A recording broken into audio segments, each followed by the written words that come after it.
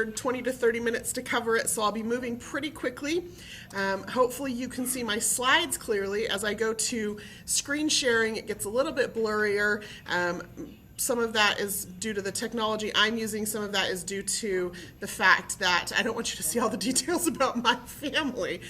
Some of those people are still living. So here is step 1 of Genealogy 101, and this should come as no surprise to any of you. Start with yourself and work back one generation at a time. And I don't just say that because it sounds good or because I like to hear myself talk. Really, start with yourself and work back from there. There are a lot of people who come into genealogy because they have a family story that they're related to someone famous or someone notorious. And if you try to start with that person and come forward, it gets really messy really fast. So you start with yourself. Then you record the information about your parents. Record information about your grandparents. If there are things you don't know, like your grandmother's maiden name or when she was born, talk to your parents, get that information from them. If you're lucky enough to still have grandparents living, talk to them about their parents, or talk to your parents about their grandparents. If you're the oldest living generation, just fill in as much as you know, even if you're not terribly certain about it. Any little clue could lead you to more information. So if you only knew your grandfather by a nickname, go ahead and put that in if you're not sure of what his name is yet. If you think you were 2 or 3 years old when your great-grandmother died, approximate that death year and put that in.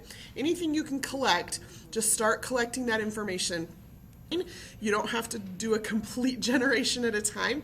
You could, for example, just trace your father's side of the family and work on that until you decide that you're interested in tracing your mother's side of the family. One thing I would caution is that you just don't skip generations. Again, that comes back to that one generation at a time. Work your way through. There are very rare instances where you're going to know the name of a grandparent before you know the name of a parent. And so don't leave holes. Don't just assume that, oh, these must be the parents, and so you plug them in. Make sure that you collect the information you need to solidify each generation before you go tracing back, because once you've done that, then you can make a decision about how other ways in which you want to record your family history. So I'm just going to recommend, of course, that you keep track of it on Ancestry.com. You can do this for free. You do not have to have an account. You can come in here to your family trees and you can say start a new tree.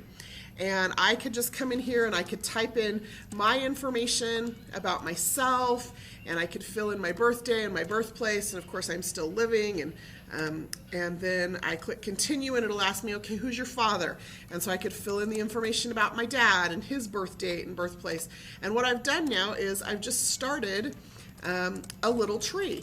I've got this little tree here that I'm starting to build, and you can see there's a little preview of it over here. And I can give this tree a name, and I can decide if I want this tree to be public or private. You have control over that. You can decide if other people can find your tree and make those connections with you, or if you want your tree private so that other people have to contact you. But you have that control. Know, however, that living people are always private. And you can see how it says right here on myself and my parents that it says living right underneath us. Maybe you can't see that. Let me make that a little bit bigger. There we go. Okay, you can see how under our names it says living, which means that if anybody else comes to look at my tree, they're only going to see the word private. They're not going to see my father's name or my mother's name or my name. It'll just say private until we get to deceased people, and then they'll be able to start seeing names. So however you choose to record your information, I would suggest that you do that you just start building a tree. Like I said, you can do that for free. You do not have to have a subscription to Ancestry.com. Now, once you start doing that, you're going to notice these little shaky leaves telling you that there are hints to records online that we have. You do have to have a subscription to view most of those records. Not all. There are some that are free. For example, the 1940 U.S. Federal Census is free through the end of 2013. So if you see a hint for the 1940 census, you can access that. I know that was a lot of information to cover in a very short period of time, so let me just do a quick recap. Again, you can watch this video. It will be archived on our YouTube channel later today, and you can watch it again and again if you